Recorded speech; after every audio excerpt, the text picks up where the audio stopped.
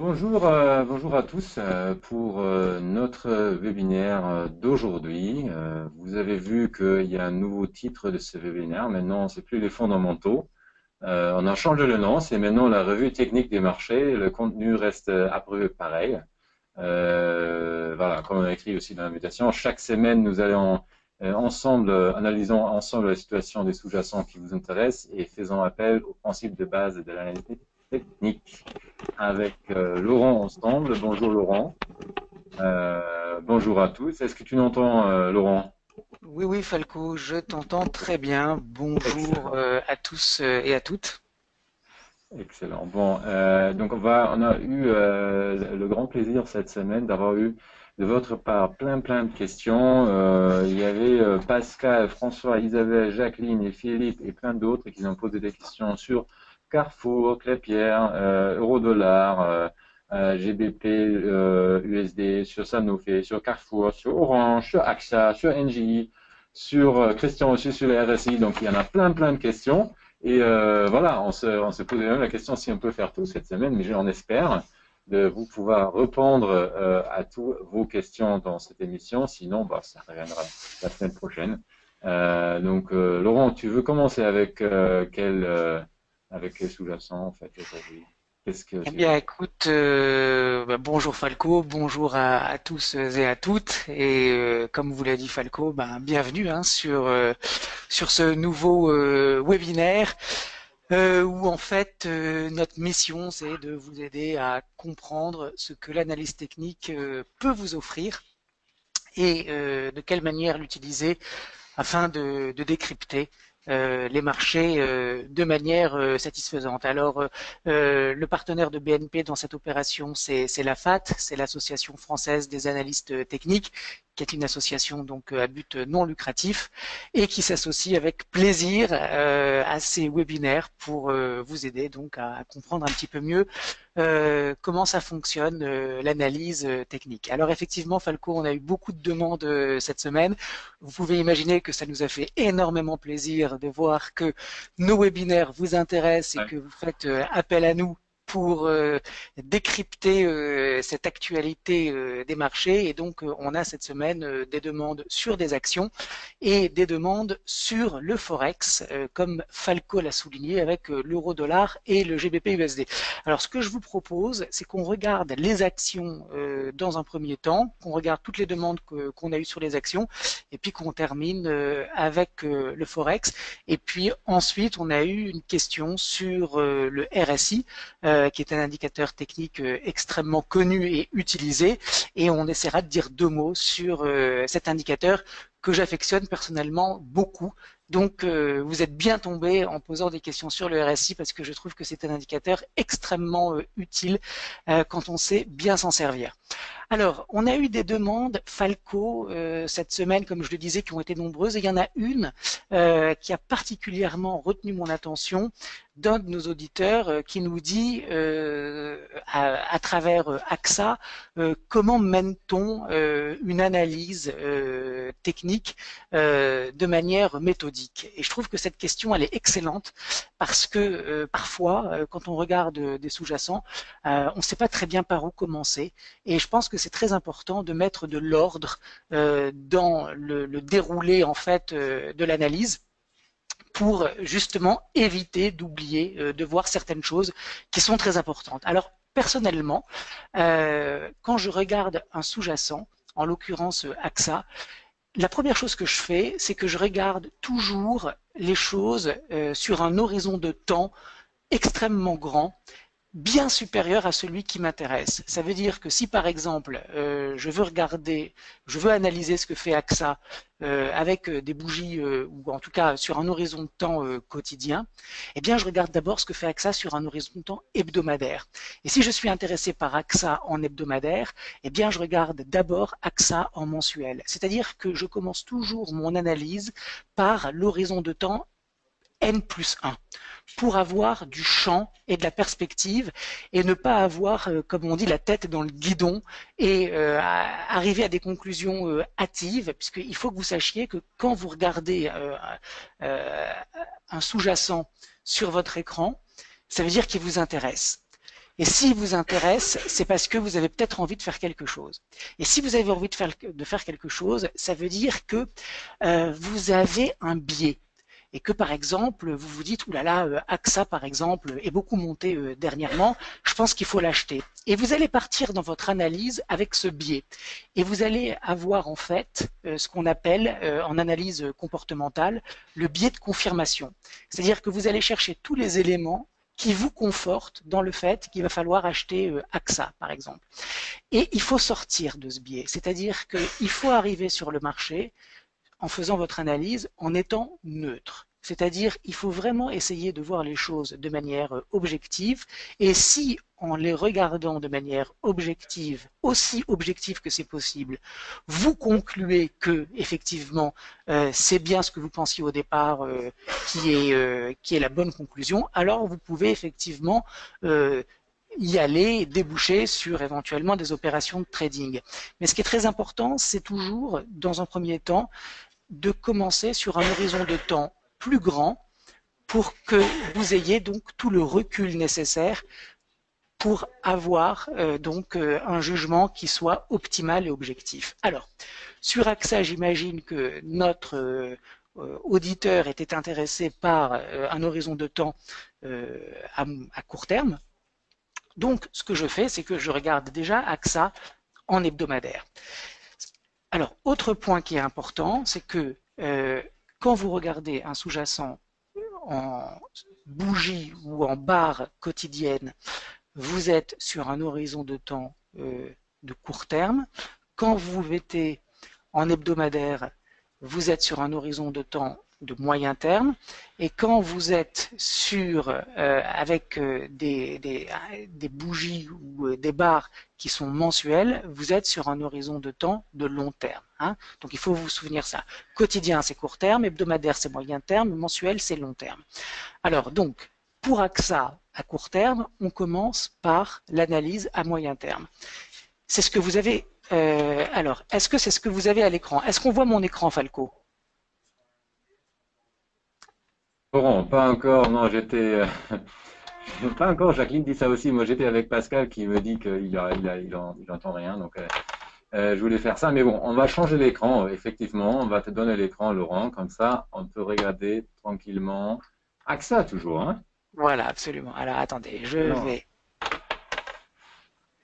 tu l'as? Voilà. Vous Voilà, devriez voir AXA. Est-ce que tu vois oui, AXA, Falco? oui, moi je Ok. le vois, c'est excellent. Bon. Alors, j'imagine que vous voyez tous AXA. Ah oui, Donc, de oui, toutes oui, les oui, c'est façons. confirmé, là. Ok. Donc, vous n'avez rien raté jusqu'à maintenant. Donc, je vous disais, il faut commencer à regarder l'actif sur un horizon de temps supérieur. Donc, en l'occurrence, vous avez AXA à l'écran.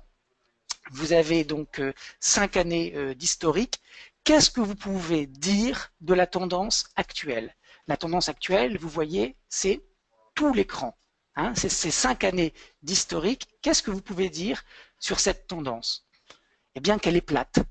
Pourquoi elle est plate? Parce que vous voyez qu'on a des supports qui sont équivalents. On a une grosse zone de support autour de 16 euros sur AXA, zone qui a été testée à de multiples reprises entre 2013 et 2014, retestée à nouveau en 2016, et à chaque fois, cette zone, elle a généré des achats. Donc c'est clairement une zone qui a été identifiée par les opérateurs comme une zone d'achat. À la hausse, qu'est-ce qu'on a? On a un sommet ici qui était donc le plus haut historique qui date de novembre 2015. Et puis ce sommet, il a été retesté il n'y a pas longtemps, en janvier 2017, et on voit que le test de ce niveau a été confirmé en tant que résistance. Donc vous voyez qu'à moyen terme, on est sur une tendance qui est plate sur AXA. Donc ça, c'est le premier élément. Qu'est-ce qu'on peut dire d'autre sur AXA? Bien, on peut dire que on est dans un moment qui est un petit peu différent du précédent après le test de la résistance. Pourquoi? Ici, quand le marché est allé tester cette zone des 24 euros, qu'est-ce qui s'est passé? Il y a eu un violent rejet du marché. Regardez, on est resté environ un mois à proximité de cette zone de résistance.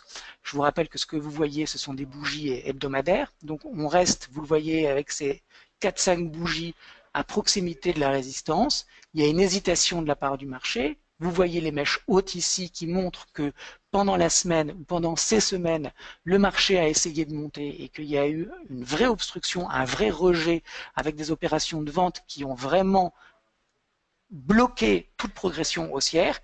Et les acheteurs, suite à ces multiples échecs sur la zone de résistance, eh bien, ils ont fini par abandonner. Et qu'est-ce qui s'est passé? On est parti violemment à la baisse, puisqu'on est passé, vous le voyez, en quelques semaines, entre novembre 2015 et février 2016, on est passé de 24 euros à 18 euros.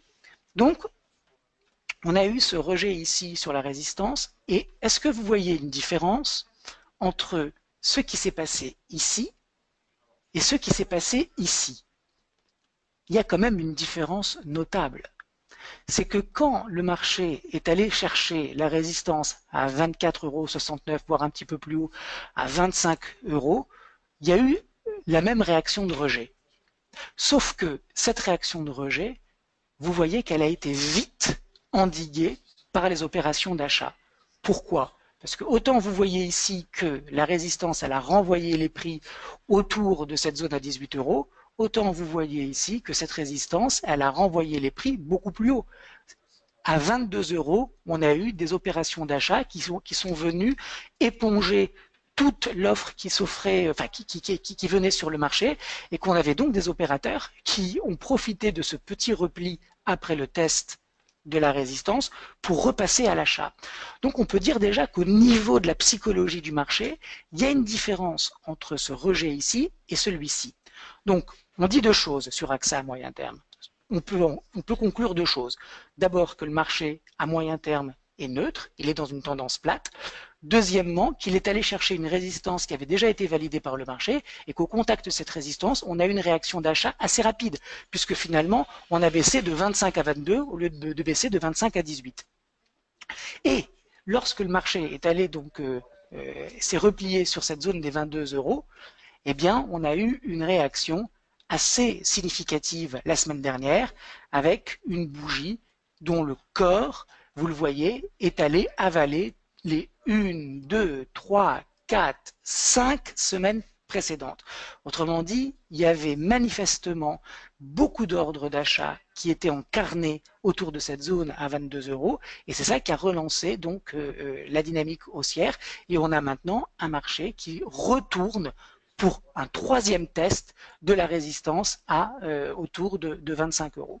Donc, pour répondre à notre auditeur, quand on est intéressé par AXA à court terme, on regarde AXA à moyen terme et on se dit le marché donc est dans une tendance latérale et on voit bien qu'il y a de la pression acheteuse puisque après le test de la résistance, eh bien, on a eu un repli qui a été vite endigué. On passe maintenant à court terme, c'est-à-dire l'horizon de temps qui nous intéresse. Et là, ce que je fais avec vous, il faut que vous le fassiez tout le temps. Il faut que vous le fassiez tout le temps parce que si vous faites ça à chaque fois, si vous prenez à chaque fois le temps de regarder ce qui se passe sur les horizons de temps supérieurs, vous aurez un regard beaucoup plus éclairé sur la dynamique qui existe sur le marché que vous considérez. Donc il ne faut pas aller vite en besogne, il faut prendre le temps de regarder de manière méthodique et sérieuse ce qui s'est passé sur les horizons de temps supérieurs. Donc maintenant on passe à court terme. Alors à court terme, donc on est maintenant sur un an d'historique avec des bougies qui sont quotidiennes. On retrouve donc cette résistance à 25 €, sauf que là, quand vous vous mettez à court terme, vous comprenez pourquoi à 25 € il y a eu un rejet du marché. Parce que précédemment, vous aviez vu que ça avait déjà été une zone qui avait été testée. Donc vous comprenez ce qui s'est passé sur cette zone à 25 €. Vous voyez que la tendance à court terme, elle est haussière depuis le mois de juillet. Pourquoi est-elle haussière? Eh bien parce que après la mise en place de ce double creux ici, qui vient finalement solder toute la baisse précédente qu'il y a eu en juin, eh bien on a des sommets qui sont ascendants et des creux qui le sont également. Donc on a une séquence directionnelle qui est haussière sur AXA entre juillet et janvier 2017. À partir du moment où la résistance a été testée, le marché part donc en repli et vous le voyez, on casse le dernier support dans la hausse, on s'enfonce, on fait maintenant des sommets qui sont descendants et des creux qui le sont également. Donc ça veut dire qu'à court terme, à très court terme, c'est-à-dire à partir du 10 janvier, on a un marché qui corrige, c'est une correction intermédiaire, c'est une correction de contre-tendance, et cette correction de contre-tendance, vous le voyez, elle s'organise, elle s'articule, elle se structure avec des creux et des sommets descendants. Jusqu'au moment où on fait là aussi sur cette zone, qui n'est pas n'importe quelle zone, puisque c'est une zone qui a déjà été travaillée par le marché entre novembre et décembre, et bien sur cette zone, autour de 22 €, on a une stabilisation des prix. C'est-à-dire que cette dynamique qui date de janvier, qui était baissière, eh bien, elle se stabilise. Comment on le voit? Eh bien, parce qu'on fait des creux qui sont descendants, et là, on fait des creux qui sont équivalents. Donc, ça veut bien dire qu'à 22 €, là aussi, on a des opérations d'achat qui viennent stabiliser le marché et qui nous montrent que nous avons des investisseurs qui pensent que 22 €, c'est un bon prix pour rentrer sur AXA avec le potentiel haussier d'aller plus haut. C'est pour ça qu'ils payent. Ils payent l'action parce qu'ils pensent qu'elle va s'apprécier. Ce qui est important après la stabilisation des cours à 22 €, c'est ce franchissement ici. C'est-à-dire que une fois que on a fait les deux creux à 22 €, ce qui reste à faire, c'est de dépasser le précédent sommet. Parce que si on dépasse ce petit sommet ici, ça veut dire qu'on a une structure en double creux qui a été validée, qui termine cette correction baissière et que le titre repart à la hausse après le franchissement du sommet, hausse qui s'inscrit dans un mouvement plus important, démarré ici en juillet et qui est haussier. Donc vous voyez, hausse de juillet à décembre, correction de janvier à février, stabilisation février-mars, reprise de la hausse avec le dépassement du sommet. Donc, en synthèse, qu'est-ce qu'on peut dire? Que on a à moyen terme un titre qui, après avoir testé sa résistance, a été vite récupéré par les acheteurs qui repropulse AXA vers ce fameux niveau des 25 €. Et à court terme, on voit que la correction a été terminée, que le titre a dépassé le précédent sommet, qu'il est maintenant donc en route vers les 25 €. Ça veut dire qu'à court terme, on attend maintenant le nouveau test des 25 €.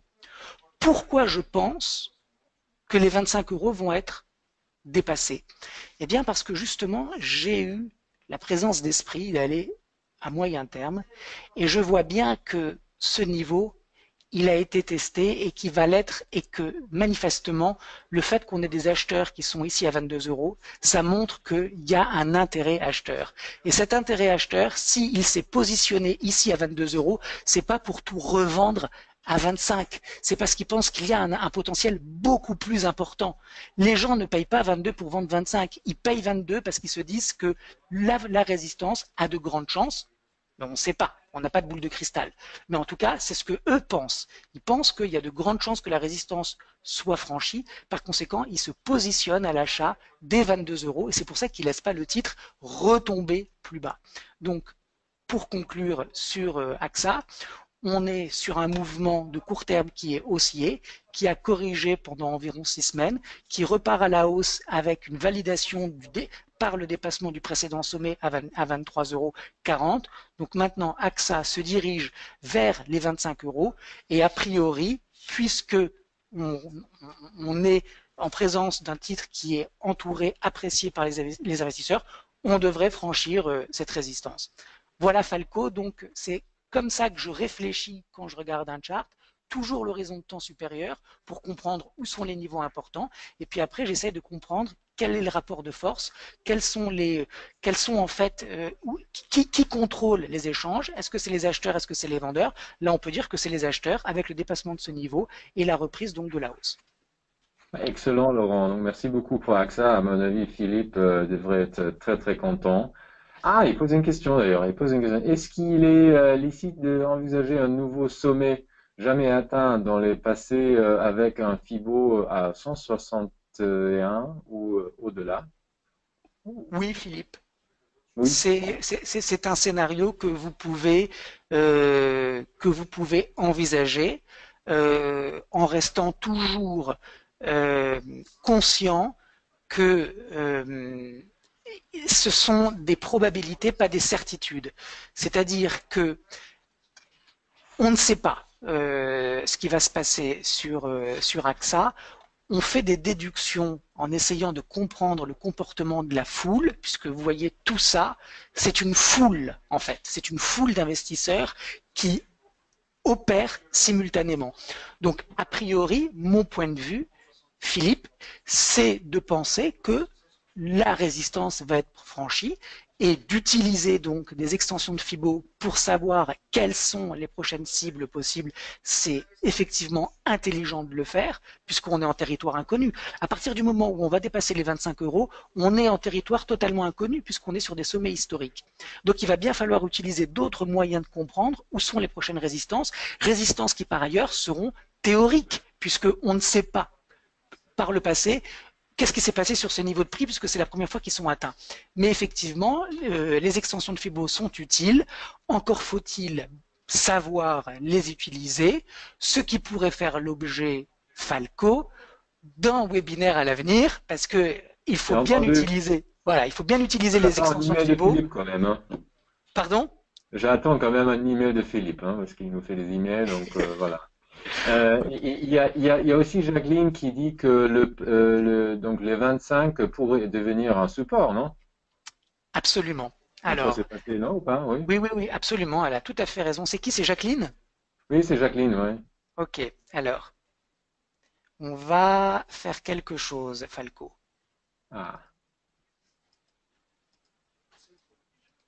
Voilà.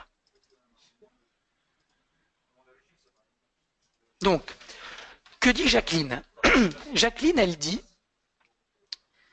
si la zone des 25 € qui, vous vous en souvenez, est résistance est franchie, cette zone va devenir une zone de support.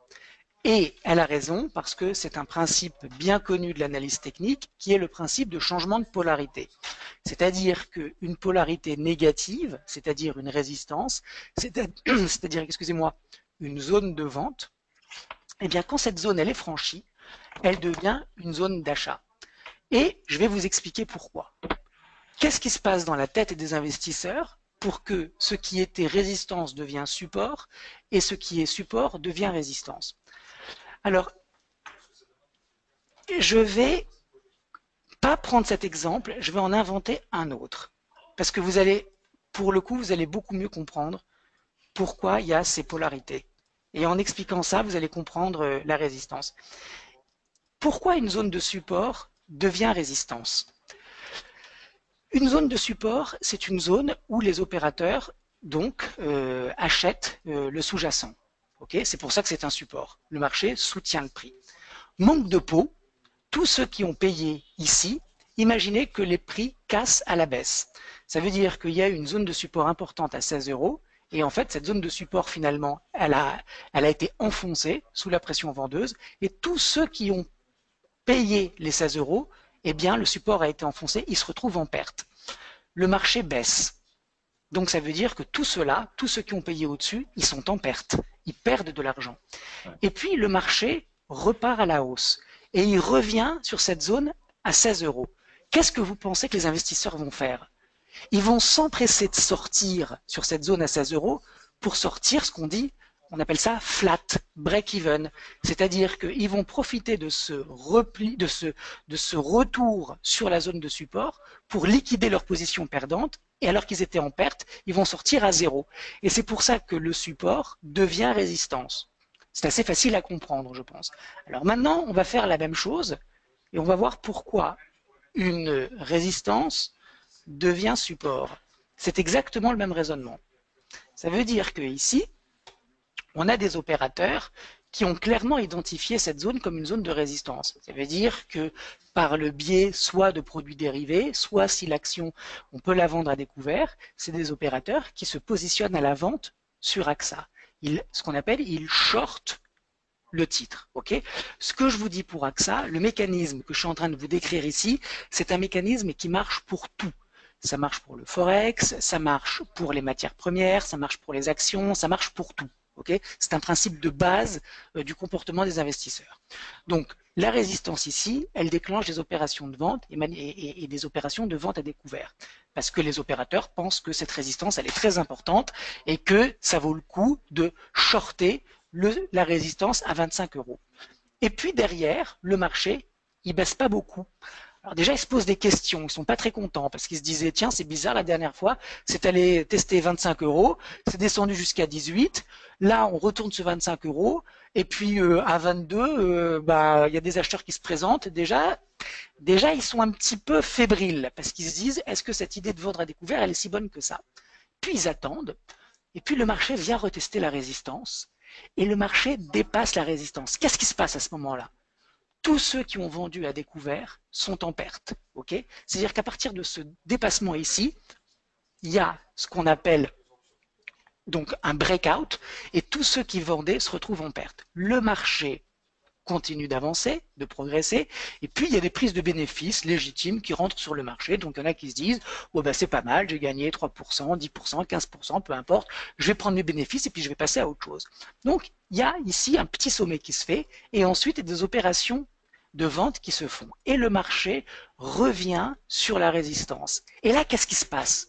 Eh bien tous ceux qui étaient donc vendeurs à découvert et qui perdaient de l'argent, ils vont s'empresser de déboucler leur position vendeuse pour sortir flat, pour sortir sans perte. Or, quand on est vendeur à découvert et qu'on déboucle une position vendeuse, quand on la déboucle, on achète. Alors, je ne peux pas vous expliquer concrètement comment ça fonctionne parce que ce n'est pas le but du webinaire, mais la vente à découvert, globalement, ce que ça veut dire, c'est que, en fait, vous empruntez à votre courtier les titres pour les vendre.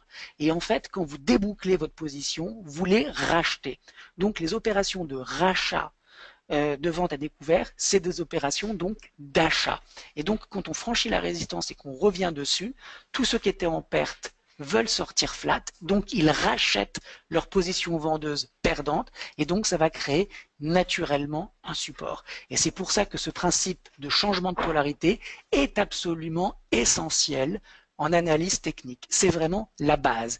Les supports qui sont rompus deviennent des résistances, les résistances qui sont franchies deviennent des supports. Alors évidemment, plus un niveau a été support, plus ça deviendra une résistance solide, puisqu'en fait, regardez ici, tout le monde a payé le marché avant la hausse, tout le monde repaye le marché. Donc si on casse ce niveau de support, tout cela, ils vont se dire, ouh là là, je suis en perte, et il y en a beaucoup, donc je vais liquider ma position, et ça devient une résistance. Voilà pourquoi Jacqueline a raison quand elle dit que si 25 euros est franchi en tant que résistance, eh bien, ça deviendra une zone potentielle de support. Potentiel, l'épithète est vraiment important parce que je le répète et je vais vous le répéter 30 fois par webinaire, c'est toujours des probabilités, il n'y a jamais de certitude. Autrement dit, des polarités qui ne fonctionnaient pas, vous pouvez me croire, j'en ai vu, parce que parfois, il y a des changements de consensus, il se passe des choses, c'est pas une loi physique comme par exemple quand on dit l'eau bout à 100 degrés, que vous soyez en Équateur ou en Suède, l'eau bout à 100 degrés. Ça, c'est scientifique. Eh bien, le changement de polarité n'est absolument pas scientifique, c'est de la psychologie sociale appliquée au marché. Il faut juste comprendre ce qui se passe dans la tête de la foule, et quand une foule perd de l'argent, eh bien, quand elle a l'opportunité de sortir en minimisant les pertes, c'est normal qu'elle le fasse, et c'est pour ça que ce changement de polarité opère. Est-ce que c'est clair, Falco? Est-ce que tu as compris? Je crois, c'est très très clair en fait. C'était excellent en fait cette changement de polarité. Donc et il y a Pascal qui m'a déjà dit il y a 7 minutes. Attention, n'oubliez pas Carrefour parce qu'il est déjà 17h30. Et donc il y avait Philippe et aussi une autre Philippe qui avait des questions encore sur AXA, mais malheureusement je crois maintenant Carrefour. il faut aller au Carrefour parce que sinon on va faire tout un webinaire sur AXA. Donc Mais tu sais, Jean-Paul qui Falco, dit, pardon? c'est important, Falco, quand même, de donner Ah, les bien grands sûr, principes, hein. bien sûr, bien sûr, bien sûr. Il y a aussi Jean-Paul qui dit, voilà, bravo Laurent pour vos qualités pédagogiques. Bravo Laurent. Jacqueline est contente, elle dit limpide. Et voilà, donc tout va bien sur AXA, je crois, on a compris. Ok. Si d'autres questions reviennent la semaine prochaine sur AXA. Et maintenant à Carrefour, non? Oui, alors on va aller plus vite sur Carrefour. Donc Carrefour, donc voilà le chart de court terme en bougie quotidienne. Qu'est-ce qu'on peut dire? Bah, que c'est une tendance plate, hein, c'est assez clair. On a un titre qui oscille entre 21 euros et 25 euros. Ça nous dit pas grand-chose en fait sur ce qui peut se passer. C'est pour ça qu'il va falloir élargir l'horizon de temps pour comprendre sur plusieurs semaines, voire sur plusieurs mois, qu'est-ce qui s'est passé sur Carrefour qui explique qu'en ce moment, le titre ne fasse plus rien. Donc on va aller en mensuel et vous voyez qu'on est donc en mensuel sur un titre qui a fait visiblement un plus haut en 2000 autour des 53 euros et qui ensuite a baissé, vous voyez, sommet, creux, sommet, creux, sommet, creux descendant, et puis on est reparti à la hausse. On comprend assez bien quand on regarde à long terme pourquoi ce niveau à 30 euros, il a été pendant le printemps 2015 une zone de résistance, parce que c'était le précédent sommet dans la baisse. Okay, c'est-à-dire que vous voyez que ici on a fait des sommets et des creux descendants, que on est reparti à la hausse, mais que cette hausse, même si elle est gigantesque, parce qu'on est passé de 12 euros à 30 euros, ok, donc c'est du 2 fois et demi, donc c'est énorme comme progression. Et bien malgré cette progression énorme, à long terme, il ne s'est rien passé. La résistance n'a pas été franchie. Le dernier sommet dans la baisse, il n'a pas été franchi. C'est-à-dire que cette tendance baissière, vous voyez, pour qu'elle ne soit plus baissière et qu'elle repasse neutre, il fallait dépasser ce sommet. Eh bien, ce sommet n'a pas été dépassé. Donc, ça veut dire qu'il y a beaucoup d'opérateurs qui, en payant ici, se sont dit, mon objectif de moyen long terme, c'est le retour sur le précédent sommet dans la baisse. Et c'est pour ça que sur 30 euros, il y a eu toutes ces prises de bénéfices et ces opérations de vente qui ont fait que ça n'a pas été dépassé. Donc, ça, c'est la première chose qu'on peut remarquer. Maintenant, regardez. Toujours à long terme en mensuel. Le dernier creux dans la hausse, c'est celui-ci. Okay, c'est-à-dire que le marché monte, il se replie, il remonte, il fait un nouveau sommet, et ce nouveau sommet est équivalent au précédent. Donc le dernier, ce qu'on appelle pivot haussier, c'est-à-dire que le marché, en fait, il pivote ici. C'est-à-dire que la correction qui était ici baissière, et ben c'est là qu'elle s'arrête et qu'elle repart à la hausse. Eh bien, quand le marché retombe, se replie de 30 à 21 euros, on voit que cette zone de support, elle est à nouveau donc validée par le marché. Regardez la forme des bougies des derniers mois. Qu'est-ce que vous pouvez dire? Qu'est-ce que vous comprenez quand vous voyez ces bougies noires autour du support?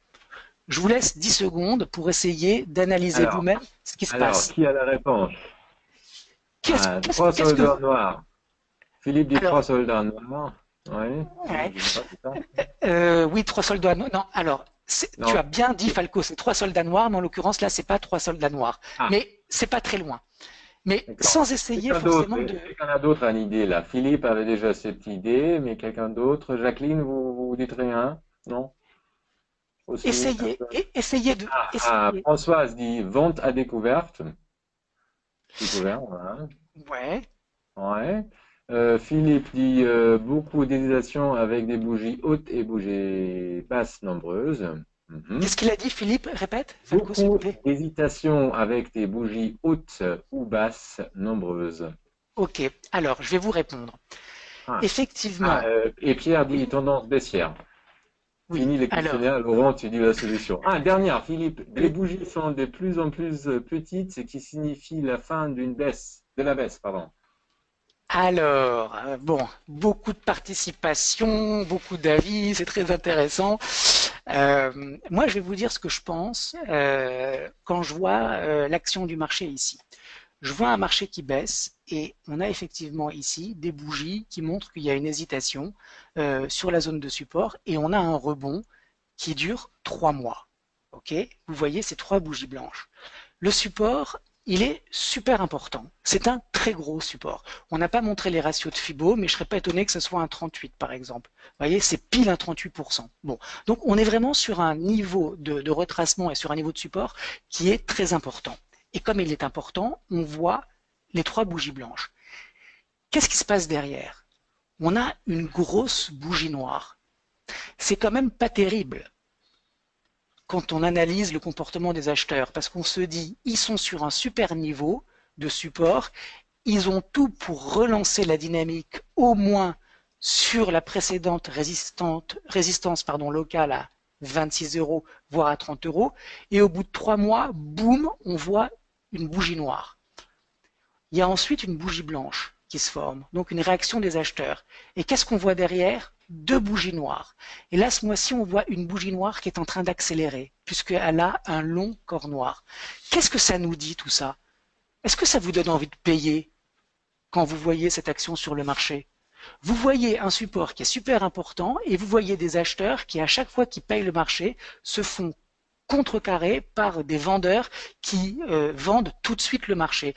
Vous n'avez pas l'impression que ce support il peut Non. bientôt rompre? Philippe non plus, pas envie. Ils sont tous, ils veulent pas payer, hein. Ils veulent pas payer. Non, ils sont d'accord avec toi. Eh ben moi non plus, j'ai pas envie de payer. C'est-à-dire que quand je vois effectivement ce rebond qui est tout de suite mis à mal par la pression vendeuse et qu'on repart à la hausse et qu'on est tout de suite revendeur, je me dis, je serais pas étonné de voir ce support effectivement être enfoncé. Alors qu'est-ce qu'il faut pour effectivement avoir un avis différent? Moi, pour le moment, sur Carrefour, je ferai rien. Je dirais, on est dans une tendance haussière, on est retourné sur le précédent creux. Pour le moment, il n'y a pas beaucoup de pression à l'achat. Je suis pas sûr du tout que ça va réagir et que ça va rebondir et retourner sur le précédent sommet.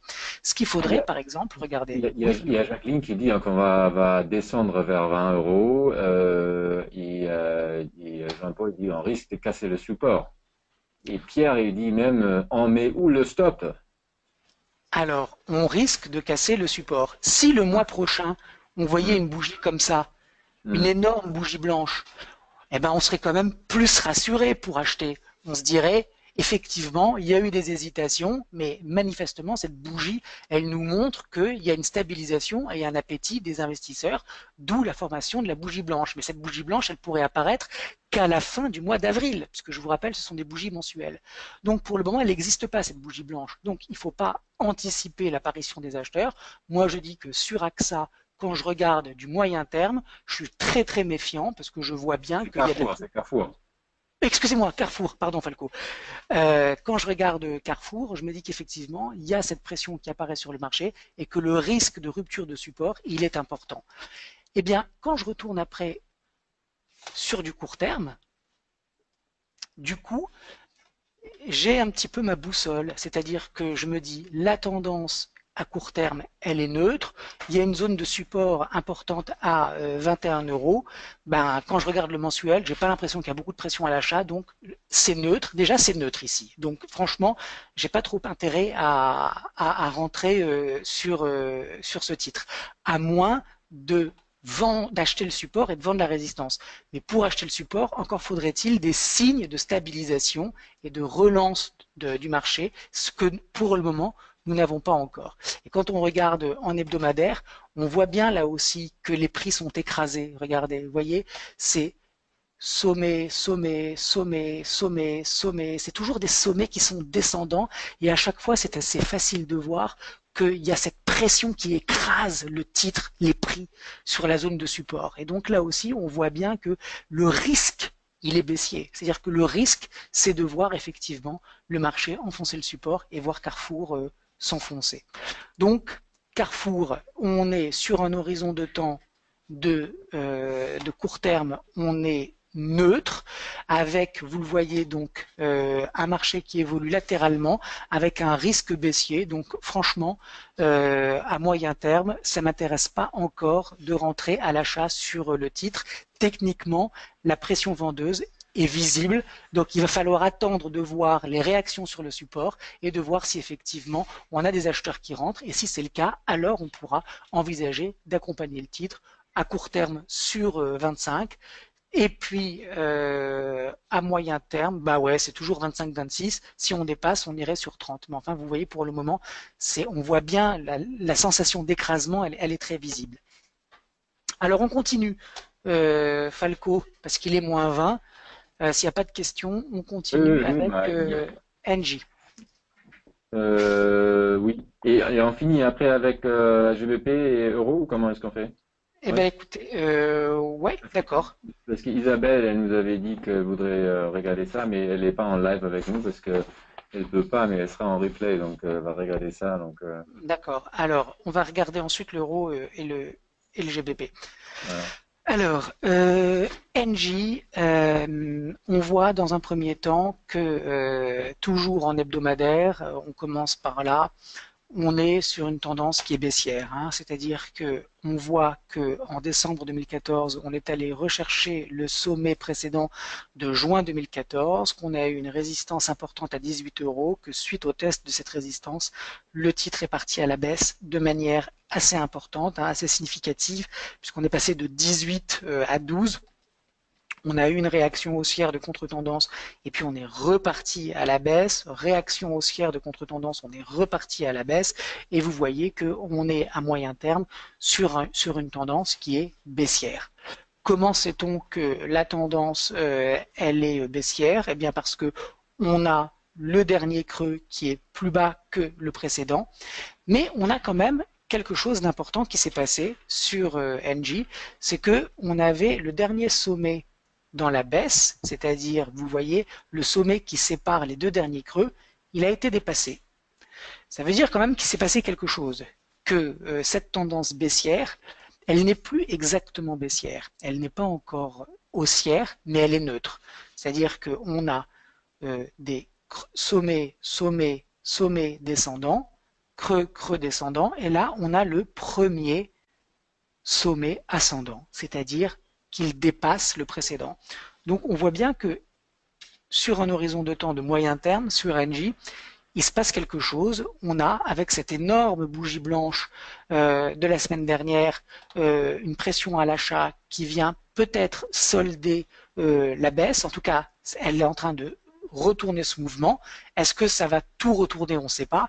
Pour que ça retourne tout ça, il faudrait dépasser les 14,65 €. Donc pour le moment, on est sur un titre qui est potentiellement en train de se retourner. Avec, on garde en mémoire, 13,44 €. Quand on se met à court terme, donc on voit bien que le dernier sommet ici qui précède le dernier creux, il a été franchi, qu'on est maintenant potentiellement en direction de cette première zone de résistance qui est à 13,50 €. Donc on va dire que NJ à moyen terme est dans une tendance baissière neutre. Et à court terme, qu'est-ce qu'on a à court terme? On a creux, creux ascendant, sommet, sommet ascendant. Et là donc, on arrive sur un point qui est extrêmement important et qui est le suivant. Selon l'horizon de temps que vous considérez, les tendances peuvent être différentes, voire opposées. C'est-à-dire que vous pouvez être baissier à moyen terme et haussier à court terme, baissier neutre ou neutre à moyen terme et haussier à court terme. Il faut bien dissocier les horizons de temps parce qu'il n'est pas du tout inhabituel de voir un marché qui en intraday va être baissier, à court terme va être haussier et à moyen terme va être baissier. Donc quand on vous demande est-ce que tu es baissier ou est-ce que tu es haussier sur XYZ, la première chose que vous devez répondre et la première chose à laquelle vous devez réfléchir avant de donner une réponse, c'est sur quel horizon de temps. Si quelqu'un vous dit t'es haussier sur XYZ sans préciser l'horizon de temps auquel il pense, il n'y a pas de réponse à cette question. Il faut lui dire de quel horizon tu parles. Parce que selon l'horizon, du 5 minutes, du 60 minutes, du quotidien ou du mensuel, vous pouvez avoir des réponses totalement différentes. C'est pour ça, et j'en profite, Falco, pour vous dire à tous et à toutes qu'à partir de maintenant, quand vous allez poser des questions sur les sous-jacents, vous devrez toujours préciser l'horizon de temps. Parce que je ne sais pas, et Falco non plus, si quand vous nous dites qu'est-ce que vous pensez de AXA, on ne sait pas, nous, peut-être que vous êtes un investisseur de moyen terme, que vous avez AXA depuis 5 ans, voire 10 ans, parce que c'est une valeur de fonds de portefeuille, et qu'en fait, ce qui vous intéresse, c'est les perspectives de AXA à long terme. Donc il faut toujours, à partir de maintenant, préciser l'horizon de temps qui vous intéresse pour qu'on vous donne une réponse qui soit qui soit pertinente par rapport à la problématique que vous avez. Donc, sur NJ, à court terme, on a fait un gap haussier, on a franchi la résistance, on fait des creux et des sommets ascendants. La tendance est haussière. Ok. Quand on se met à moyen terme, on voit qu'on a une tendance qui est baissière et qui est potentiellement en train de devenir neutre. Et si on va même à très long terme, eh bien, c'est très intéressant parce qu'on voit que on est sur une zone de support majeure. Et donc, la réaction de NJ autour de cette zone à 10,60, quand on se met ici, on ne comprend pas trop pourquoi ça réagit à l'achat sur 10,60. Il faut aller chercher du mensuel pour voir que c'est une zone de support qui avait été validée en tant que telle en mars 2013. Ça vous montre à quel point c'est important de retourner en arrière sur des horizons de temps extrêmement larges pour comprendre pourquoi il y a des réactions pareilles. Donc, en mensuel, on est sur une réaction haussière sur un support important qui est potentiel. Cette réaction haussière, elle est potentiellement en train de retourner cette baisse ici. Ça veut dire que l'objectif mensuel sur NJ, c'est autour de 14,60. Tant qu'on n'a pas franchi ce 14,60, on est toujours dans une dynamique baissière. Si on franchit 14,60, ça veut dire qu'on franchit le dernier sommet mensuel et qu'on va peut-être aller plus haut, ce qu'on retrouve, vous le voyez, en hebdomadaire quand on voit ce 14,65. Laurent, on a encore 13 minutes. C'est excellent ce que tu viens de nous raconter sur NJ. Il y a malheureusement encore plein de questions et je suis désolé qu'on va pas pouvoir répondre à toutes vos questions parce que sinon on fait une action en fait pendant 60 minutes. C'est excellent. On est très touché par votre participation active dans tout ce séminaire. C'est un grand plaisir de voir votre participation, mais je vous propose qu'on fait encore dans les dernières minutes l'euro-dollar ou GBP dollar. On va faire les deux, Falco. On va faire les deux dans 10 minutes, on est sûr. En 10 minutes. Oui, oui, je suis sûr. Allez, on y va. Ça va être la course là, à la fin. Je suis désolé encore pour vous tous. Oui, Philippe, vous avez raison. Cette conférence est beaucoup trop courte. On pourrait la faire à 24 de 24 en fait. Je suis d'accord avec vous. Bon. Alors, euro-dollar hebdomadaire, on voit que l'euro a chuté face au dollar depuis ce niveau à 1,40, c'était en avril 2014, et que finalement, depuis mars 2015, c'est-à-dire depuis un an, on est dans une tendance plate, avec un niveau extrêmement important qui est à 1,05. Alors, on a eu un excès baissier sous 1,05, c'est-à-dire un piège. Ça veut dire, qu'est-ce que c'est un piège? Ça veut dire que en fait, le marché, il est allé sous 1,05, il a fait croire à tout le monde qu'il partait à la baisse, et puis en fait, pendant 1, 2, 3, pendant 4 semaines, il y a eu un travail, c'est un véritable travail qui est fait, un travail d'échange autour de cette zone entre 1,0350 et 1,05, et finalement, les baissiers ont finalement fini par capituler, ils ont jeté l'éponge, et le marché a rebondi. Ok. Maintenant, on a rebondi, on revient sur la zone de support à 1,0510.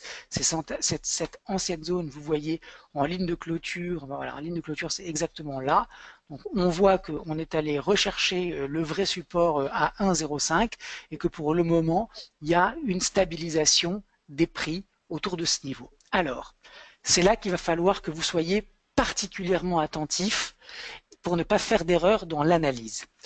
Parce que c'est un peu compliqué ce qui se passe sur l'euro-dollar.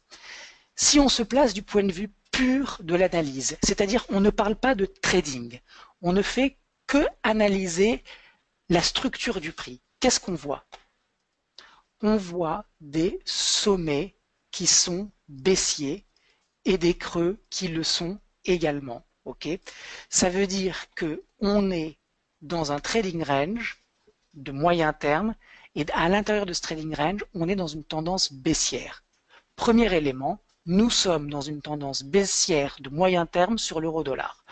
Deuxième élément, cette tendance baissière a trouvé des acheteurs sur la zone de support du trading range, d'où le rebond qui en ce moment a lieu. Troisième élément, que vaut ce rebond? Autrement dit, est-ce que c'est une zone d'achat? Que faut-il faire? Est-ce qu'il faut payer l'euro-dollar parce qu'on est sur une zone de support et que ça va rebondir, ou est-ce qu'il faut vendre l'euro-dollar parce qu'on est dans une tendance baissière? Cette réponse, je peux vous dire que personne ne l'a. Il y a des opérateurs qui vendent, il y en a qui achètent, la bataille est à cette seconde même en train d'avoir lieu.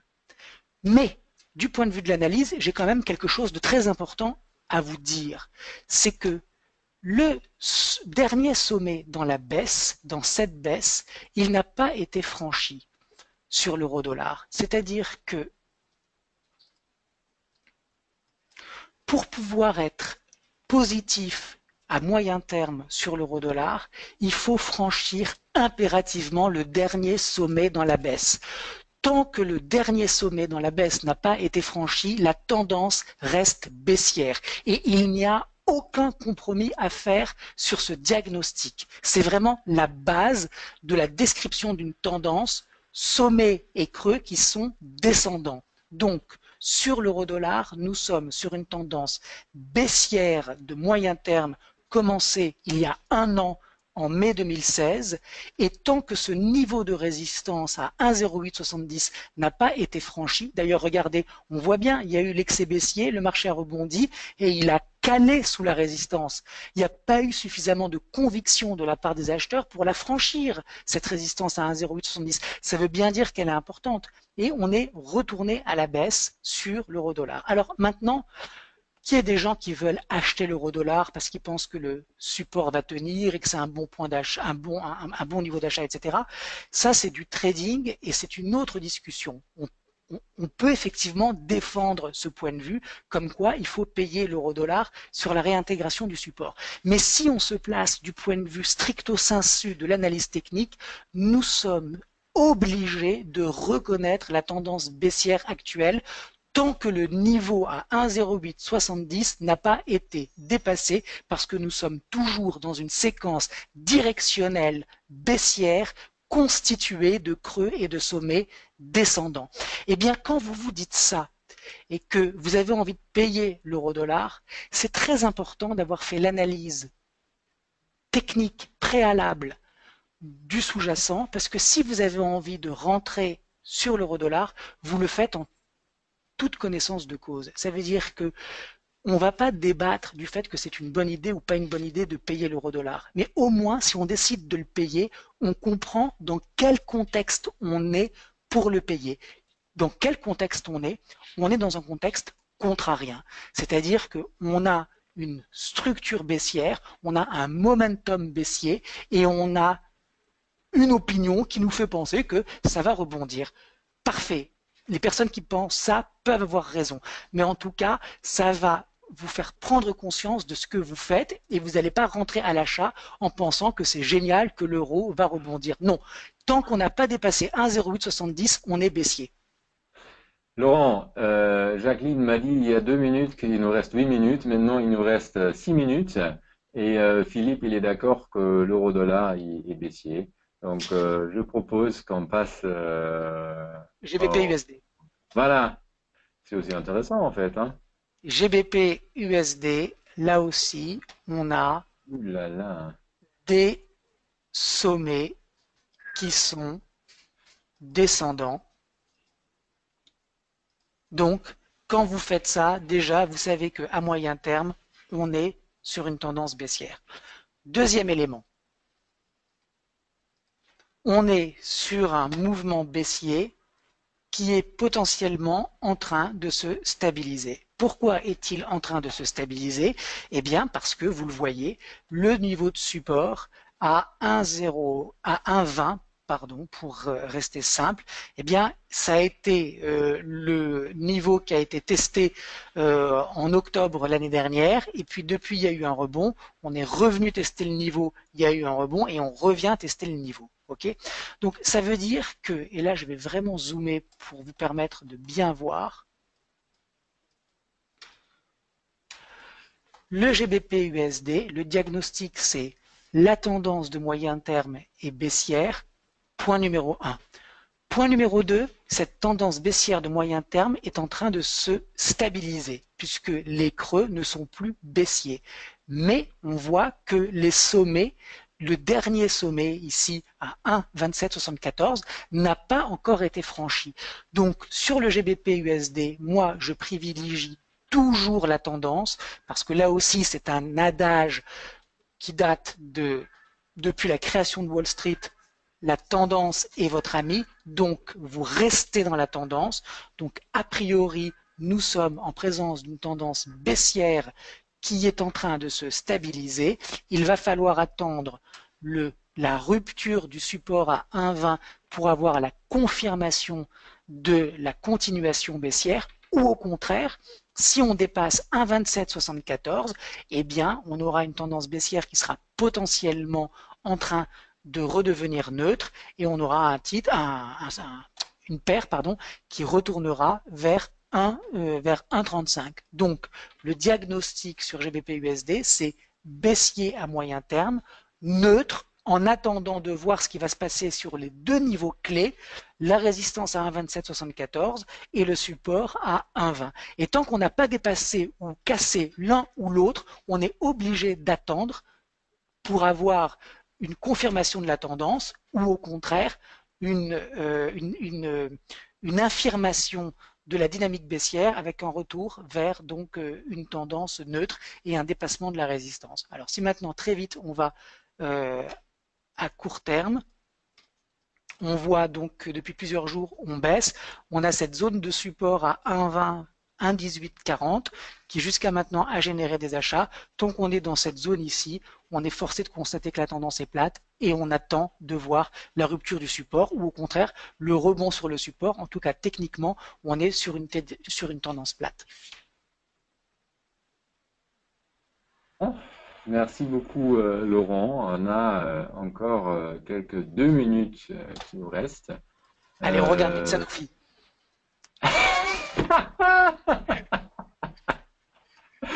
Mais Jamal, il faut rester des coups. Parce que Jamal disait merci beaucoup, mais on n'est pas encore fini alors. Donc, allez, Laurent, on recommence. On a encore 2 minutes. Alors, Sanofi. Rendez-vous ce soir. Hein.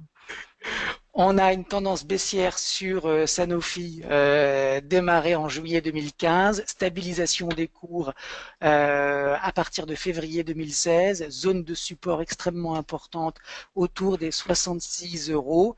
Et puis, vous le voyez, on a une dynamique de moyen terme qui est en train de se mettre en place, puisque on a ce dépassement ici de cette zone de résistance et un titre maintenant qui est en train, maintenant vous devez être capable d'identifier ça, on a un titre qui fait des creux qui sont ascendants, des sommets qui sont ascendants 2 à 2. Donc on a une tendance haussière sur Sanofi à moyen terme démarrée en septembre 2016. Donc a priori, à moins de la rupture de ce niveau de support à 73,45, Sanofi devrait continuer cette impulsion haussière et aller sur 90. Si on descend sur un horizon de temps inférieur, bon, vous voyez, on voit assez bien la reprise haussière qui se fait avec une impulsion, consolidation, impulsion, consolidation, à moins à court terme, et c'est très important, à moins d'avoir à court terme ce niveau qui est enfoncé à 79,50, la tendance reste haussière. Donc haussière court terme et haussière moyen terme. Ah, super Laurent, Jacqueline, elle est toute contente, elle dit Sanofi, on va vers les 85 à 100. Merci pour l'explication, elles sont vraiment complètes. See you next week. Bon là, on peut répondre comme Jacqueline. Merci beaucoup à vous tous d'avoir été avec nous, d'avoir participé autant dans le chat et d'avoir écouté Laurent avec les explications. C'était un vrai plaisir encore d'avoir été avec vous. Revenez aux mêmes quantités, même plus. Dites à vos amis qu'on est là pour vous tous les jeudis à 17 heures. C'est un plaisir d'être avec vous. Je crois tu partages ça, Laurent, non? Ah bah écoutez, ça se sent, non? Ah bah non, mais c'est excellent. Là, tous les chats, c'est très sympa. Donc voilà. Laurent, merci beaucoup. Merci Tout le monde beaucoup, vous dit Falco. merci. Merci à tous pour vos questions. Et on se voit la semaine prochaine, même heure, même temps, 17 heures jeudi prochain. Et évidemment, on se voit aussi mardi à midi dans le 100% marché. Donc je vous attends avec impatience et je vous souhaite un bon week-end, bonne fin de semaine. À la semaine prochaine. Au revoir. Merci, merci Falco, merci à tous, à la semaine prochaine. Merci Laurent.